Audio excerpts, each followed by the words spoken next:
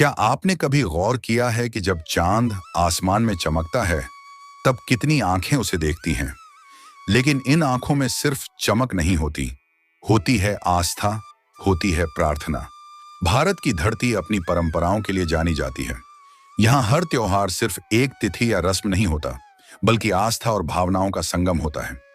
इन्हीं त्योहारों में से दो पर्व ऐसे हैं जिनसे हर स्त्री का मन, उसकी उम्मीदें और उसकी प्रार्थनाएं गहराई से जुड़ी होती हैं।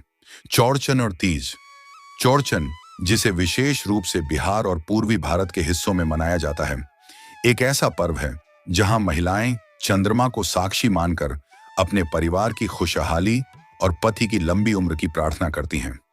वहीं तीज, जो उत्तर भारत के कई राज्यों में धूमधाम से मनाई जाती है, स्त्री के प्रेम, समर्पण और सहनशीलता की गवाही देती है। जब हम इन दोनों पर्वों को देखते हैं तो हमें लगता है कि ये तो सिर्फ व्रत और पूजा है, लेकिन अगर हम थोड़ा गहराई में जाएं तो पाते हैं कि इनके भीतर हजारों सालों से स्त्रियों के संघर्ष, उनकी इच्छाओं और उनके विश्वास की झलक छिपी है।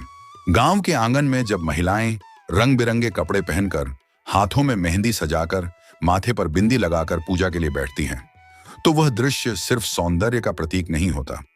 वह इस बात का प्रमाण होता है कि स्त्री चाहे कितनी भी थकी हो, चाहे उसका जीवन कितना भी कठिन क्यों न हो, अपने परिवार के लिए उसकी आस्था कभी कमजोर नहीं पड़ती।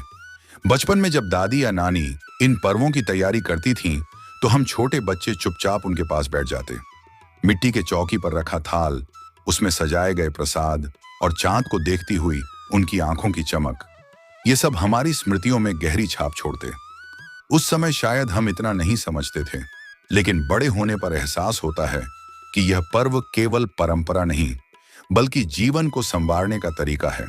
तीज की रात को जब महिलाएं व्रत रखकर बिना पानी पिए भगवान शिव और माता पार्वती की कथा सुनती हैं, तो उनके मन में एक अद्भुत संतोष भर जाता है।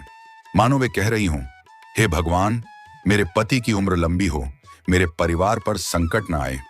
और चौड़चन की रात, ओह, वह तो और भी अलौकिक होती है। जब चांद आसमान में खिलता है और महिलाएं उसे अर्घ्य देती हैं, तो लगता है मानो धरती और आकाश के बीच कोई अदृश्य डोर जुड़ गई हो। आज की आधुनिक दुनिया में जहां लोग कहते हैं कि परंपराएं बोझ हैं, वहीं ये पर्व हमें यह याद दिलाते हैं कि परंपरा बोझ नहीं, बल्कि पीढ़ियों से मिला हुआ एक आशीर्वाद है। ये हमें हमारी जड़ों से जोड़ते हैं, हमारे अस्तित्व को गहराई देते हैं। तीज पर्व की जड़ें इतनी गहरी हैं कि जब हम इसके पौराणिक महत्व को समझते हैं, तो लगता है मानो यह हर स्त्री की आत्मा का उत्सव है। कहा जाता है कि तीज का पर्व माता पार्वती और भगवान शिव के विवाह की स्मृति में मनाया जाता है। कथा के अनुसार पार्वती जी ने शिव जी को पति रूप में पाने के लिए कठोर तप किया था। वर्षों तक उन्होंने कठिन व्रत रखा, जंगलों में रहकर तपस्या की और केवल पत्तों पर जीवन गुजारा।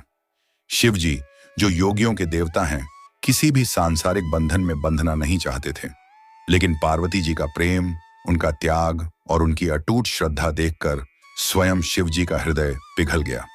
अंततः उन्होंने पार्वती को अपनी पत्नी के रूप में स्वीकार किया। यही कारण है कि तीज का पर्व हर विवाहित स्त्री के लिए इतना खास है।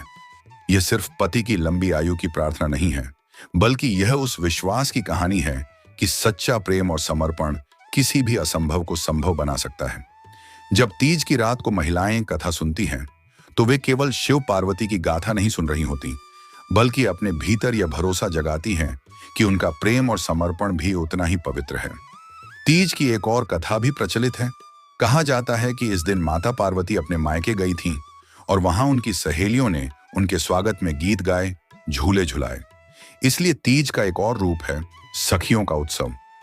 महिलाएं आपस में मिलती हैं, गाती हैं, सजती संवरती हैं और झूले झूलती हैं। यह केवल धार्मिक पक्ष ही नहीं, बल्कि सामाजिक और भावनात्मक जुड़ाव का प्रतीक है। इस दिन की सबसे सुंदर बात यह है कि चाहे गांव की औरत हो या शहर की, चाहे वह साधारण गृहिणी हो या कामकाजी महिला, तीज के दिन हर स्त्री अपने भीतर देवी पार्वती को महसूस करती है। वह सजती है, संवरती है, व्रत रखती है और यह विश्वास करती है कि उसका परिवार सुरक्षित रहेगा।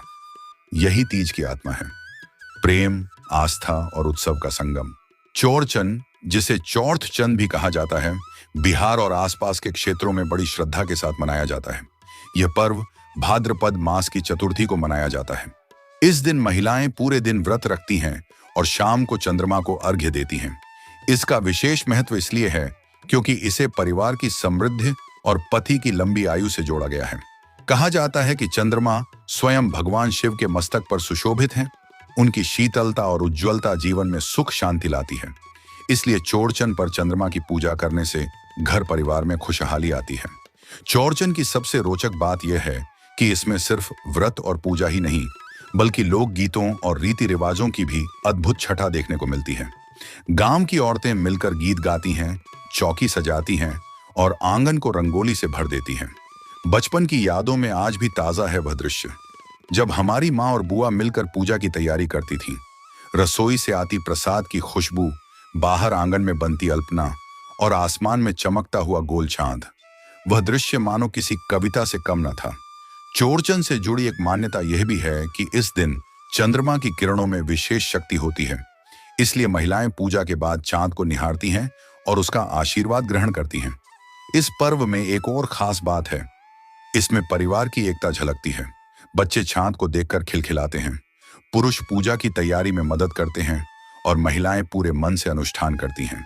इस तरह चौड़चन केवल स्त्रियों का पर्व नहीं, बल्कि पूरे परिवार का उत्सव बन जाता है। जब हम तीज और चौड़चन की बात करते हैं तो सबसे बड़ी बात सामने आती है महिलाओं की आस्था। व्रत रखना केवल शरीर को कष्ट देना नहीं है, यह आत्मा को दृढ़ बनाना है। जब कोई महिला पूरे दिन बिना भोजन पानी के रहकर प्रार्थना करती है तो वह केवल पति की लंबी आयु या परिवार की खुशहाली नहीं चाहती, बल्कि वह यह संदेश देती है कि प्रेम और जिम्मेदारी किसी भी भूख या प्यास से ऊपर है। कभी कभी हम सोचते हैं, क्या सच में व्रत रखने से जीवन बदलता है? लेकिन जब किसी माँ की आंखों में अपने बच्चों के लिए प्रार्थना की चमक देखते हैं तो समझ में आता है कि यह शक्ति सिर्फ धार्मिक विश्वास नहीं, बल्कि भावनाओं का जादू है। महिलाओं की आस्था इन पर्वों में ऐसे झलकती है जैसे मिट्टी से उठती हुई सुगंध।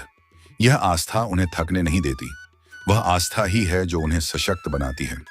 तीज और चौड़चन के व्रत में हम देखते हैं कि स्त्री अपने भीतर कितनी गहराई से परिवार को जीती है। उसकी पूजा में सिर्फ मंत्र नहीं होते, बल्कि उसकी आंखों की नमी, उसकी मुस्कान और उसका मौन भी शामिल होता है।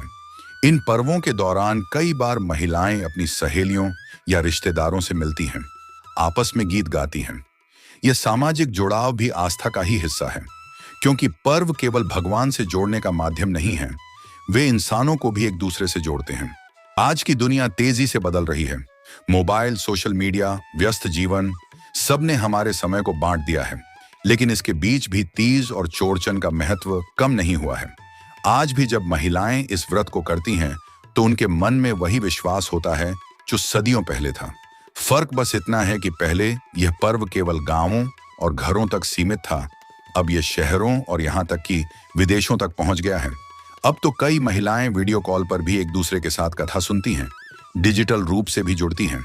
यह बदलाव हमें बताता है कि परंपरा समय के साथ ढल सकती है, लेकिन उसकी आत्मा कभी नहीं बदलती। तीज और चौड़चन आज भी स्त्री के आत्मविश्वास, उसके प्रेम और उसकी निष्ठा का प्रतीक हैं। इन पर्वों से हमें यह भी सीख मिलती है कि परिवार और रिश्तों की नींव केवल आधुनिक सुविधाओं से मजबूत नहीं होती, बल्कि विश्वास और त्याग से बनती है। आज अगर हम इन पर्वों को आगे बढ़ाते हैं तो हम सिर्फ एक रस्म निभा रहे होते हैं, बल्कि अपने बच्चों को यह संदेश भी दे रहे होते हैं कि जीवन में आस्था, परंपरा और परिवार की भूमिका कितनी जरूरी है।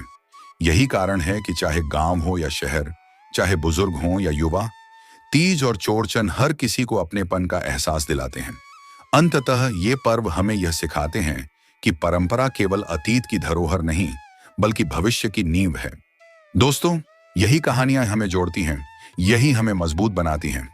अगर आप भी चाहते हैं कि ये परंपराएं हर घर तक पहुंचें, तो अभी अभयम स्टोरीज 132 को सब्सक्राइब कीजिए, वीडियो को लाइक कीजिए और अपने प्रियजनों तक शेयर कीजिए, क्योंकि हर कहानी तब तक अधूरी है जब तक वह सबके दिल तक न पहुंचे। मिलते हैं एक नई कहानी के साथ हमारी अगली वीडियो में। तब तक के लिए धन्यवाद।